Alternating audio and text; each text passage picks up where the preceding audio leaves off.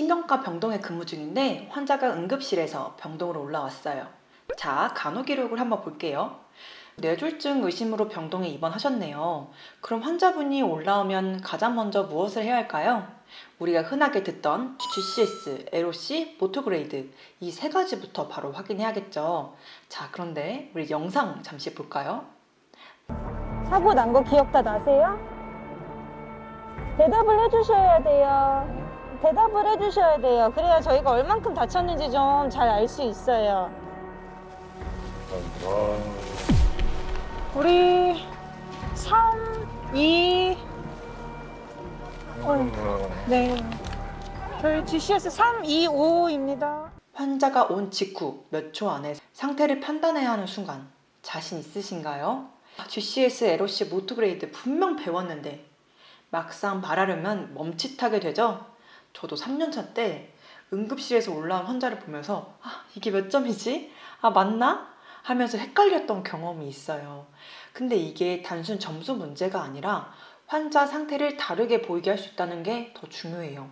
그래서 오늘은 외우는 게 아니라 임상에서 바로 쓰는 기준과 꿀팁까지 딱 정리해서 알려드릴게요. 끝까지 보면 더 이상 헷갈리지 않을 거예요. 신경과에서 환자를 인계받을 때 가장 먼저 주고받는 점수 바로 GCS입니다. 학교에서 배우긴 했지만 막상 환자 앞에 서면 헷갈리죠? 이 세 가지만 기억하세요. E, V, M. 일단 E는 아이 오프닝, 눈을 뜨는가예요. 4점이 이제 최고 점수인데요. 환자에게 다가갔을 때 눈을 어떻게 뜨는지 보세요. 그냥 눈을 뜨고 있으면 4점. 의식이 있구나 하는 첫 신호고요. 그리고 3점. 이건 말에 반응하는 거예요. 가만히 계시다가 어르신하고 부를 때 눈을 뜨면 3점입니다. 2점은 통증의 반응이에요. 불러도 대답이 없어서 어깨를 꽉 쥐거나 흉골을 압박했을 때 아파서 눈을 뜨면 2점입니다. 1점은 어떤 자극에도 눈을 안 뜨면 1점이에요. 자, 그럼 두 번째로 우리 버발 리스폰스를 볼게요. 말을 하는가입니다. 이거는 5점이 최고 점수예요. 이거는 질문을 정확하게 던져야 해요. 성함이 어떻게 되세요? 여기가 어디죠? 이런 식으로요. 자, 5점은 진압력이 있는 거예요. 사람, 장소, 시간을 정확하게 다 알면 5점. 그리고 4점은 혼란된 대화인데요. 대답은 하는데 여기가 우리 집인가? 하고 헷갈려 하시면 4점. 3점은 부적절한 단어예요. 질문이랑 상관없이 배고파, 집에 가자 처럼 단어만 내뱉으면 3점. 그리고 2점은 이해할 수 없는 소리, 말은 안 되고 끙끙거리면서 앓는 소리만 내면 2점. 1점은 무반응입니다. 신규 간호사들이 가장 실수하는 부분은 바로 V, 이 버발 리스폰스예요. 누가 갑자기 오늘 몇 월 며칠이에요? 라고 물어보면 저도 하며 고민할 거예요. 근데 노인 환자들도 많기 때문에 답변하기 쉬운 것으로 해야 합니다. 지금이 밤이에요? 낮이에요? 옆에 있는 사람 딸이에요? 며느리예요? 이런 식으로 간단한 생각만으로도 답할 수 있는 거예요. 바로 답하기 어려운 것을 질문하고 답변하지 못했다고 체크한다면 정확한 점수가 아닐 테니 주의해야겠죠. 그리고 모터 리스폰스, 이건 움직이는가. 6점이 최고 점수인데요. 가장 변별력이 큽니다. 6점은 지시에 따르는 거예요. 자, 오른손으로 푸이 해보세요 했을 때 하면 6점. 그리고 5점은 통증 국소화예요. 이건 통증을 줬을 때 환자가 아파요 수준을 넘어서 어디가 아픈지 알고 그 자극을 치우려는 움직임을 보이는 거예요.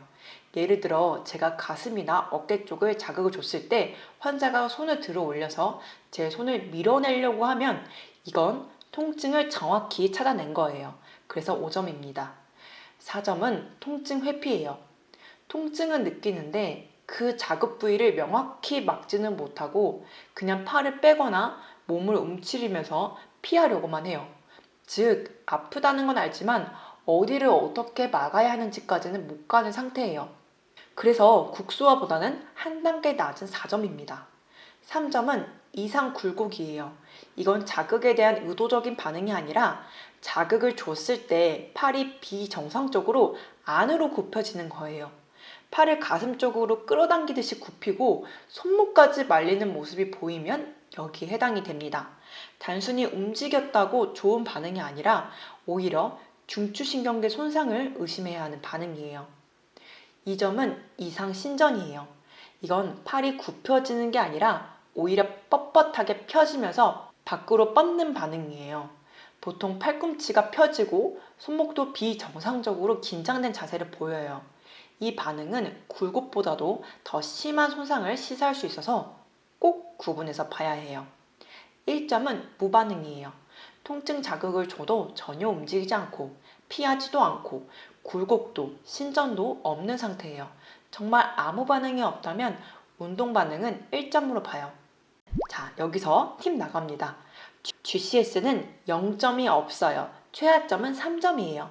이는 의식 상태를 나타내는 지표로 눈뜨기, 언어 및 운동 반응의 정도에 따라 신속하게 점수화할 수 있으나 뇌경색 환자의 신경학적 변화를 총괄적으로 평가하지 못한다는 단점은 있습니다. 자, 다음에는 의식 수준 5단계, 에로시죠? 그거랑 운동 기능 사정, 모토 그레이드도 같이 한번 알아볼게요. 의식 상태는 단순히 깨어있는가 아닌가로만 판단하지 않고 자극에 대한 반응 정도와 그 반응의 질을 바탕으로 평가해요. 병원에서는 보통 5단계로 구분해서 의식을 평가하는데 단계가 내려갈수록 환자의 반응성이 감소하고 더 심한 신경학적 손상을 의심할 수 있어요. GCS가 점수라면 LOC는 환자의 의식 상태를 한 문장으로 정의하는 거예요. 우리는 보통 5단계로 나눕니다. 자, 첫 번째, 명료, 얼러트죠? 지금 저를 보고 있는 여러분의 상태, 시각, 청각 자극에 즉각 반응하고 진압력이 완전한 상태입니다. 두 번째는 기면, 드로우즈예요. 졸음이 오는 상태죠. 자극을 주면 깨서 대답을 하는데 반응이 느리고 자극이 없으면 금방 다시 잠들어요. 이때 대답이 불완전할 수 있다는 걸 체크해야 합니다. 세 번째, 혼미, 스투퍼. 이거는 강한 자극이 필요해요.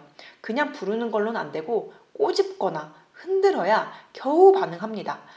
하는 소리는 낼 수 있고 통증을 피하려고 합니다.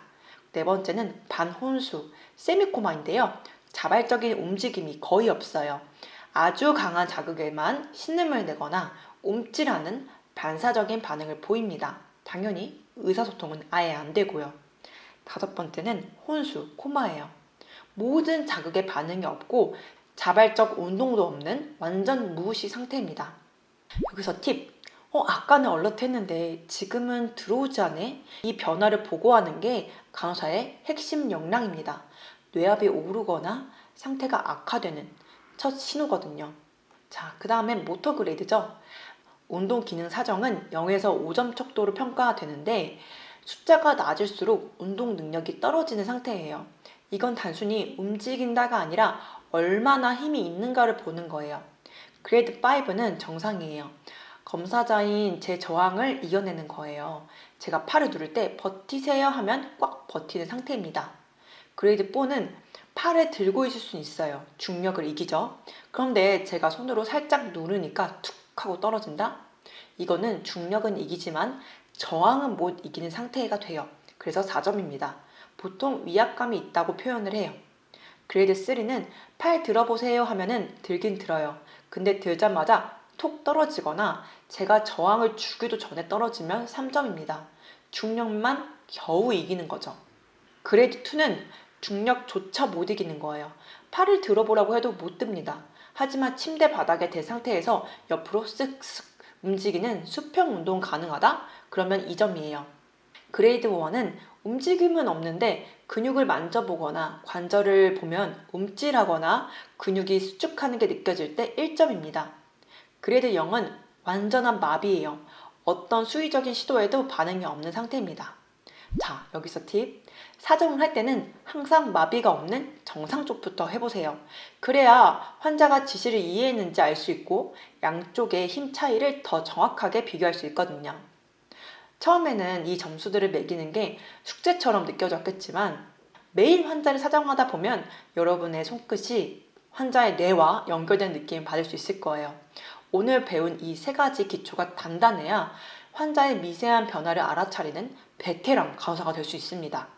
오늘 정리한 GCS, LOC, 모토 그레이드가 여러분의 내일 근무에 든든한 무기가 되었으면 좋겠어요.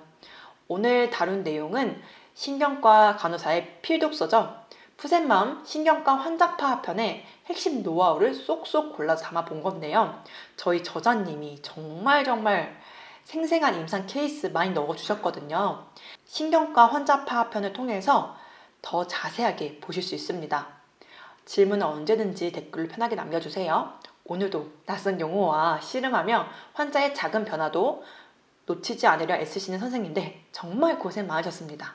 우리 다음 영상에서 또 같이 공부해요.